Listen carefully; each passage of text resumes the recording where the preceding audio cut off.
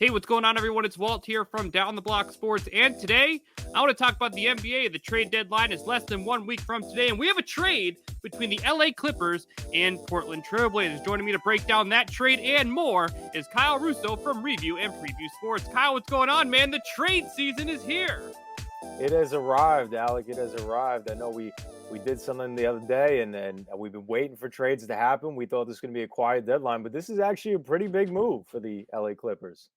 Yeah, the Clippers got good news. Well, I mean, Paul George is eventually coming back. Yeah. It's looking like. Mhm. So we got good news earlier in regards to him. But when you look on paper, just seeing this trade at the beginning, I mean, it looks like they made a very solid trade today at the trade deadline. The Clippers have acquired Norman Powell and Robert Covington from the Trailblazers. They are giving up Eric Bledsoe, Justice Winslow, Keon Johnson, and a future second-round pick. Obviously, Powell is a lights-out three-point shooter, can definitely be a third scoring option, second scoring option, depending on who's healthy there. For the LA Clippers, Robert Covington, a long, versatile, athletic defender, can also provide some solid offensive game here. You look at the Clippers, man, they look like they lucked out here because Bledsoe's pretty much an expiring contract. Same with Winslow, who really hasn't lived up to his expectations from the draft a couple years ago. A second-round pick, I mean, it looks like a steal for the Clippers early on. Yeah, this trade, I know a lot of trades go down, and a lot of the times, usually you could designate a trade, who's the winner based on who acquires the best player. I think that's kind of what the assumption is. Whoever gets the best player is the winner of the trade. But this trade just makes no sense to me It doesn't. whatsoever. Like I don't understand from the perspective of Portland how you feel okay doing that. And the only answer to me is that they plan on throwing away the season. They plan on tanking. That's the only explanation to me because Dame is already out with an abdominal surgery. He's already stated that he'll think about if he rushes himself back based on how they're doing in the playoffs. Now you just eliminate, at this point in time, you get rid of Norman Powell, who's probably your second, if not your best player Yeah. outside of maybe CJ McCollum. Nurk, And then too. you get rid of Covington as well, who's your best defender, who's also a starter in that lineup.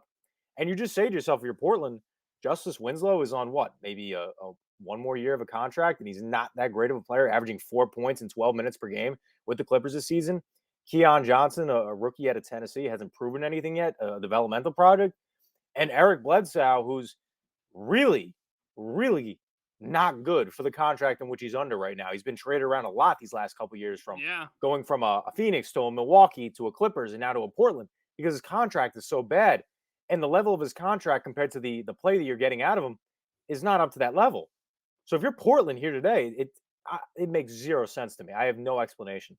Yeah, when you look at the money, Bledsoe's owed 18.1 this year, 19.3 next year. Could potentially be a buyout candidate because that amount is not fully guaranteed. Justice Winslow's making $4 million next year. Keon Johnson's obviously on a ridiculously small deal as he's on his rookie contract, making about two. He makes it up to about 4.5 towards 2025. So, honestly, looking at this deal from the Clippers perspective, I mean, you mentioned how it's a great deal for them. Let's just look at their lineup right now, Yeah. because they're adding another lights out three-point shooter to a team that already has someone like Luke Kennard.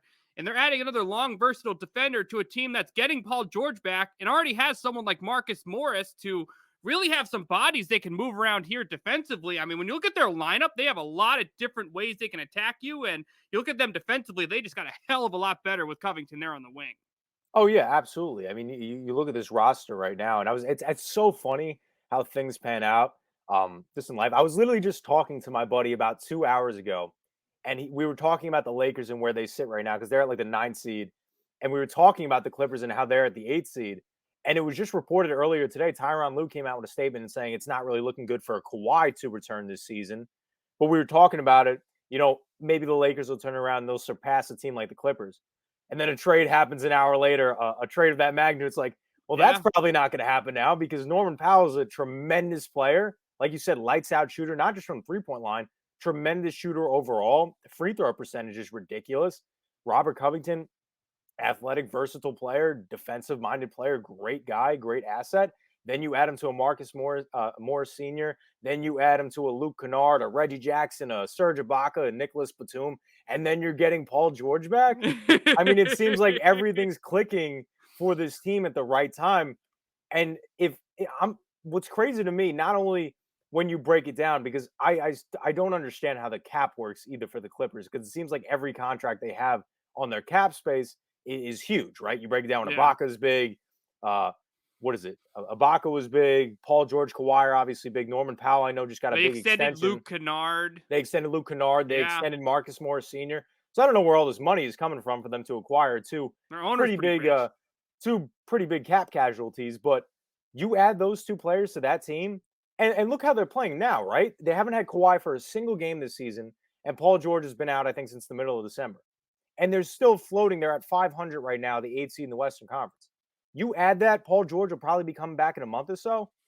That's a team that could probably get themselves up to probably, I would say, the 5th seed, maybe the 6th seed in the Western Conference, and can make some serious noise in the playoffs. Yeah, they're only 3 games behind the Mavericks, who are currently the 5 seed in the Western Conference. Kyle, looking at it right now, I mean, let's exclude the top 4, kind of figure out a realistic range here for them to seed in the West. I look at Dallas, Denver, and Minnesota right now. I don't think any of them are better than the Clippers. No, I don't. I don't either. That's why I think that they'll reach that 5 seed, because Dallas is another team that's looking for scoring options. They're looking for defensive options as well, and they don't have that right now. And I don't really think they're a team that has the not the cap space, but the assets to give up. In fact, I think you were the one that texted me the other night that Dallas is one of the teams that can't trade away their picks this year because of the Stevens rule.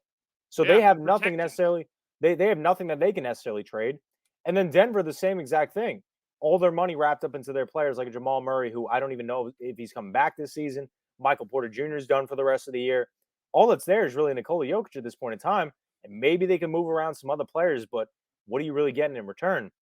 I know when we try to break down trades, we try to make them as fair as possible. But I'm sitting here today and I'm looking at this trade an hour ago, 2 hours ago, and I'm saying to myself, how is that? How is that even realistically fair? Right? How does that make sense that you're getting Norman Powell, who is a fantastic shooter and fantastic scorer, and Covington, who, no pun intended, it seems like almost at every one of these trade deadlines that we come into, he's one of the most coveted trade targets Like the new because of Trevor Ariza. what he offers to playoff caliber, championship caliber teams. And then you get in return Justice Winslow and bad Eric Bledsoe contract, the rookie who hasn't done much, and a second round pick for those guys. Like, that's crazy. But yeah, Yeah. like you alluded to, Clippers get PG back, even with Norman Powell and even with Covington added to what they already have. And Paul George, he's getting an elbow MRI on the 24th of February. So he's still going to be out. He's going to be out through All-Star break. He's not going to be back till the end of February, maybe the beginning of March. Even without those guys, only a couple game differentiation between them and that 5th seed where they stand right now. That's an easy turnaround with the roster that they have right now. Easy. Yeah. Yeah. It's going to be interesting. The best part about it, too, is it helps them. Like, there's no rush with Paul George anymore. No, not at all. Not at all. And I think So that's your what makes most it. important player to return this year, you no longer have to rush for him to return, because it looks like you're going to remain. You're going to quietly, slowly move up here in the Western Conference. Kyle, obviously, it's tough to determine whether the Clippers are going to make another move after making such a large move like this. So, when you look at them compared to some of the top teams in the Western Conference, because they're obviously going to still have to play a Phoenix, Golden State, Memphis, Utah level team in the first round if they don't take a top 4 seed. When you look at the Clippers matched up against some of those teams, do you think with Paul George and after this trade, they have emerged to potentially upsetting one of those top teams in the West right now? I think they definitely could. I think a team that comes to mind potentially being upset are a team like the Memphis Grizzlies and or a team like the Utah Jazz, just because we know that, at least for Utah, they have playoff experience, but now losing one of their main trade assets in a Joe Ingles for the rest of the season, who was, again, a guy that was going to be heavily targeted at this deadline, torn ACL, can't trade him anymore. Rudy Gobert has a calf injury at this point in time. Donovan Mitchell, I don't know if you saw it. It was just reported that they kind of have a passive aggressive relationship between the two of them, Donovan Mitchell and Rudy Gobert. Jordan Oh, that's Clarkson's good. not playing as well. Bogdanovich is doing well. But again, I don't know how many moves you can make with the roster that you have. And as we know with the Jazz, as good as they have been, and give Quinn Snyder a lot of credit, they always fall short in the playoffs. So Yeah. you know that I like to call it the regular season Warriors, because they absolutely ball out for 82 games, play a great season. They come to the playoffs. First round, they'll probably make it out. Second round, that's when they get knocked out. Memphis, the same thing. Memphis, we know that they are a great team. They're a very youthful team, but I think that the biggest hindrance upon them, and we talked about it in the Memphis video that we released probably a month ago or so, is I think what they're missing most is they're missing that veteran presence. Well, I think that Mhm. Ja is a tremendous leader and one of probably the top 3 favorites in MVP candidacy this year.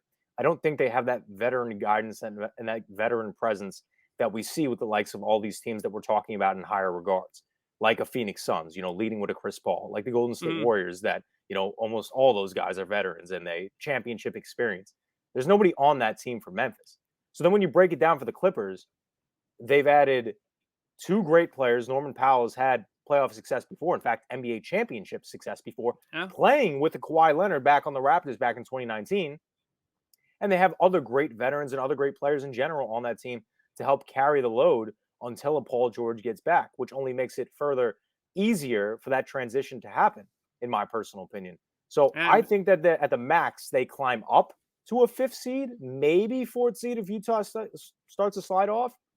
But when we talk about playoffs and stuff like that, they stay healthy because that's probably been their biggest flaw this year is that health has just not been on their side, let yeah. alone with Kawhi Leonard and Paul George. You see guys like Serge Ibaka have been out for a while as well. They got health on their side. That is not a team I want to play in the playoffs. Yeah, no way. No, they look like they're a team that can give someone a lot of fits in a 7-game series. So Mm-hmm. hopefully we see more trades here in this next week or so. The NBA trade deadline is on the 10th of February at 3 p.m. Eastern. So if they happen, Kyle and I are going to try and talk about them here on Down the Block Sports. Kyle, before I let you go, where can our listeners listen to you on and follow you on social media? So on social media, I'm an Instagram guy at Kyle Russo 612. And then on Facebook Live, do a podcast with the guys from Review and Preview Sports. Make sure to subscribe and like the YouTube channel, Review and Preview Sports.